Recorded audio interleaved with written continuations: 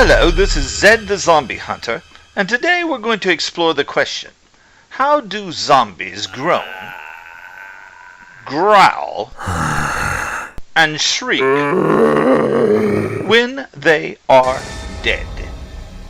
This, of course, is a question totally ignored by most worldviews of the rotting undead.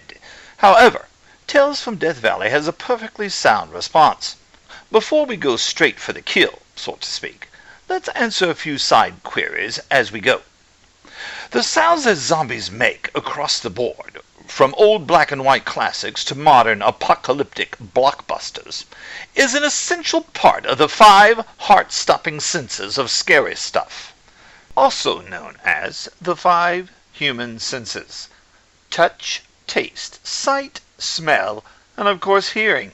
And to hearing we add music, ambience, and scripted sounds.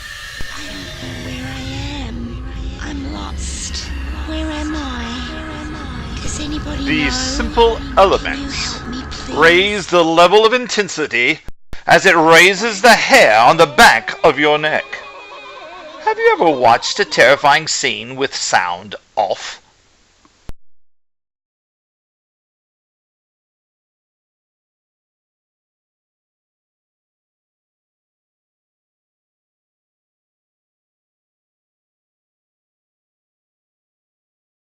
Not so scary.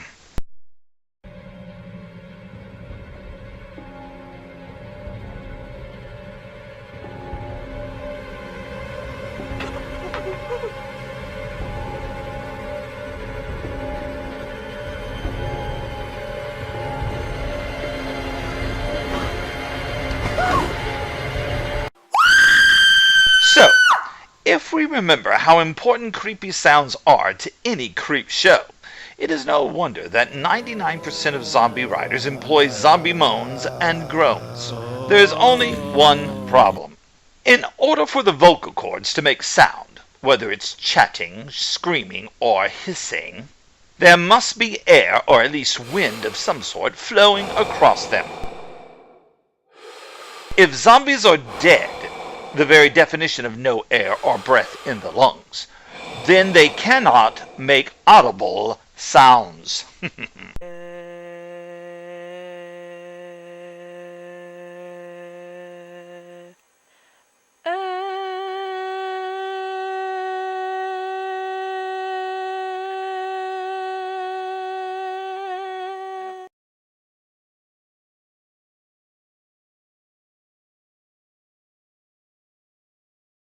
However, the freaks from the world of Tales from Death Valley have an answer. Z-freaks are not the living dead, but rather the dead living. While their brains and bodies have been reduced to ghoulish details, and their lust for flesh and blood are every bit as zombie-ish, they retain normal body functions, e.g. breathing, but at an amplified pace, because their perpetual demise is sustained by the adrenaline boost provided by the Z2230 virus. Munch on that. Till next time, toodles.